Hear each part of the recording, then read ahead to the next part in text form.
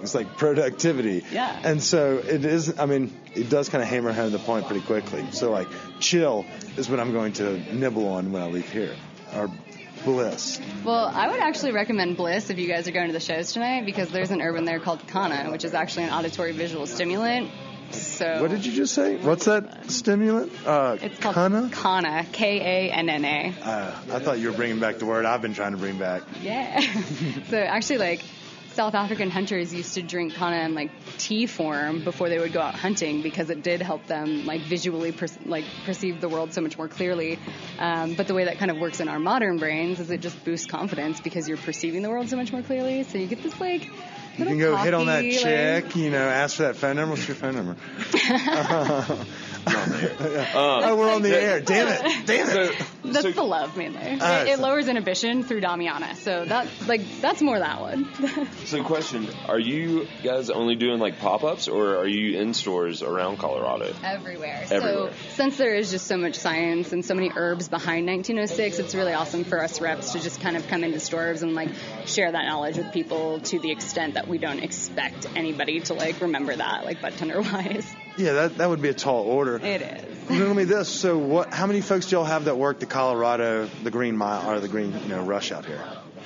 Like, how many people is in our company entirely? No, like your sales team. Like, y'all have, like, someone that hits, like, every mountain town, and then you'll have someone that works, like, the Denver City, Foco, Boulder. Like, how does that work? Yeah, we are kind of all split up, like, regionally, but we also just all kind of cover any ground that needs to be covered, you know? Like, I'm coming out here for Wondergrass, so it's like, yeah, of course I'd love to stop and see our accounts and our bud tenders and our friends. So that's how it works? Like, you're like, you know what? That's something I'm going to do anyway, so I can two-bird, one-stone it kind of thing? Definitely. And I mean, like, even if I wasn't being paid to do a pop-up, like, I would definitely still love to come in. Like, this industry is so amazing. It feels like anytime you walk into an account, it feels like you're just hanging out with old friends, even if you've never met them. And I would totally just stop in any account that we're in, even if I wasn't working. That's classic podcast. I mean, what we do is we just go make new friends every day. Yeah. I mean, we're probably best friends now. Human connection is, like, very important. Love, go. Yeah. It seems like the cannabis industry is much like the hospitality industry. And the podcast industry. All of it. Sure. Circular. Really, like, just life should probably be like that. I hear you. If more people were on 1906, then I feel that we could all kind of get on the same page. But we do have some. This is literally for life hacking. You're life hacking with cannabis here. Like. That's a great way. Yeah. If you want to dumb it down for people like myself and not talk about the actual ingredients in this, it's a life hack. It really is. It really is. It's meant for, like, the functional adult. It's definitely not meant to, like, eat a bunch and sit on your couch and, like, pass out for the day. Like, so I saw here you guys have CBD in all of your products? Of course, yes. That's the way cannabis is meant to be consumed. Is that normal in, like, other edibles? Like, do they just have mainly THC, or will they have a lot of CBD as well? Or is that something totally you guys varies do? across the board. Some companies specialize in, like, high CBD products or one-to-ones or high THCs. Like, totally varies on what their goal and aim is. Nice. So for those that can't see you, but you're here, you're wearing a lot of flair. Do y'all have a minimum number of pieces of flair you have to wear? No. Okay, so these I've Got Drugs pins are the 1906 pins that we give out to our customers and our bud tenders. I need one of those, please. Feelings Matter is actually, we partnered with Native Roots when we launched with them to do, like, a special swag line just with them in 1906. I used to work for a company called Toast. Jam Cruise, duh. Worst job you've ever had? What was it? I was a gymnastics instructor for, like, children, like 6 to 11, and that's just a rough age to try to harness that energy. It's like wrangling cats. It was bad. Chris, worst job you've ever had? These are new questions. I'm just spitballing. The ice cream may go into the repertoire, as well as worst job you've ever had. Worst job I've ever had? Yeah. I would have to say, like, construction when I was 16. That shit was terrible. It was like up at 7 in the morning, like when you're 16 years old. Nobody wants to do that. Down in the South. Oh, it's terrible. To just be really physical all day. Yeah, no fun. Pizza Hut delivery was close, but that was kind of fun because you got to listen to music all the time. And smoke dub. Yes. Except for I had a friend in college that was a Pizza Hut delivery driver, and he got too high one day and just, like, ran into somebody's garage door, and so he was no longer allowed to deliver. liver. No, yeah, that would not. I never did that, thank God. Yeah, you got to watch out for that. So easy to say that working with 1906 has been the best job you've ever had. You enjoy it thoroughly? Like, I shit you not, this sounds so cliche, but like, yeah, like. No, it doesn't sound cliche. We enjoy interviewing folks that have passion in their like what they do, and you seem to convey that not only in your message but in your product. Founder actually like kind of stole me from another company because he knew how much I really loved 1906, and it's just like I really do like get to be my best self when I work for 1906 because like I'm just about human connection, and like that's my job is to just connect with humans, and it's so awesome. Like I back it. I'm gonna pop one of each of these bastards and see which of my best selves. Okay, well, don't do that at the same time because they are very contradictory. Yeah, well, I mean, I was thinking consume responsibly.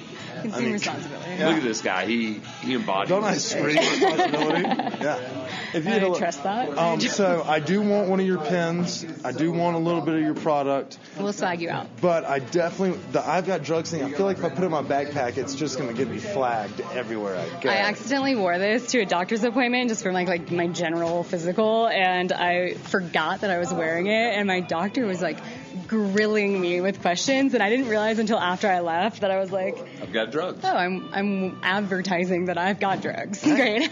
Shout out to Dr. Brian Bishop down there at Swedish Medical. He's my physician. He's a really nice guy. I enjoy him. So he's got drugs too. Yeah, he does. He does. But he's nice enough to share them. So, it is what it is. But yeah, we'll definitely we'll be promoting 1906. They may become the edible of the brand of the company. It's yet to be determined. We're gonna have to test this shit out and see. Well, if you're gonna test it, I know that it will. I'll give you some referral cards. It'll be great. Booyah! Look at that. So, whenever y'all listen to this and you're tickled by the idea, please try the 1906 brand. It seems like not only did they put a lot of science and ingenuity into this product, but it seems like their coworkers are passionate about it as well. And you know when it's going to take effect.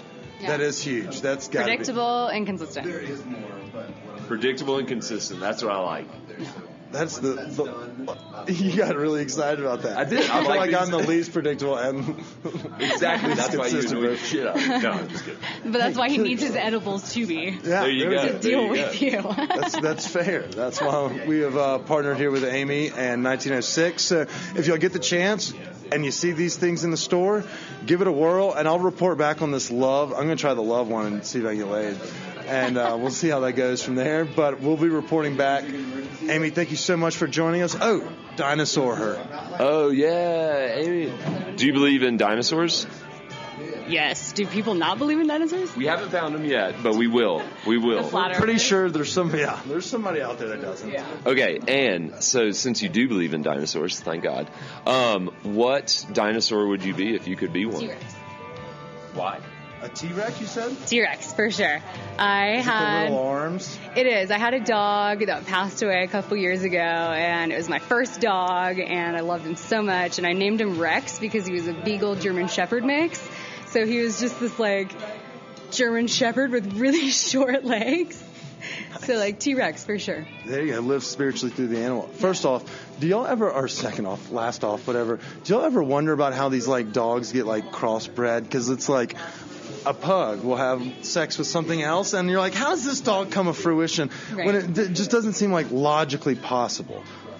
Because if it's, like, if the male's bigger, then it's like, how is that? You just wreck her. Right. But then if the female's bigger, it's like, how are you getting up there? Exactly. I don't get it. I mean, test tube babies, I'm guessing. Science. Do you think That's classic science. Sometimes dogs go missionary. I don't know.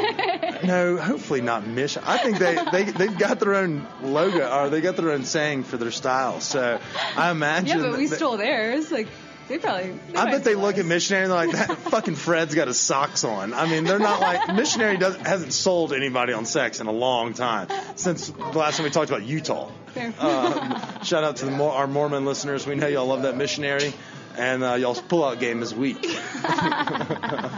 But until next episode, we want to say thank you, Amy. We appreciate you joining us this afternoon, and don't forget to try out 1906. And maybe we'll bump into you at Winter Wondergrass. You absolutely will. I'll be wearing a fox hood, so don't miss me. Okay, we'll be grooving and shaking to stay warm. You got to. Grooving and dude, I busted my ass. Oh yeah, so I ate shit last night on that goddamn ice. Do you have anything for pain relief? The chill. It's 5-to-1 CBD to THC. All right. So but if you want to like and chill. Honestly, the midnight though, like if you want to take that when you're passing out, it has actually Corey Dallas in it, which is a full body analgesic, so you're getting full body pain relief while you sleep. Word. Well, for those at home that didn't know, I didn't pick up on that either, but I'll listen back to it when we have to edit episodes, so I'll learn a thing or two. Until next week, we do say, stay hungry, stay thirsty. Cheers. Cheers. Bye.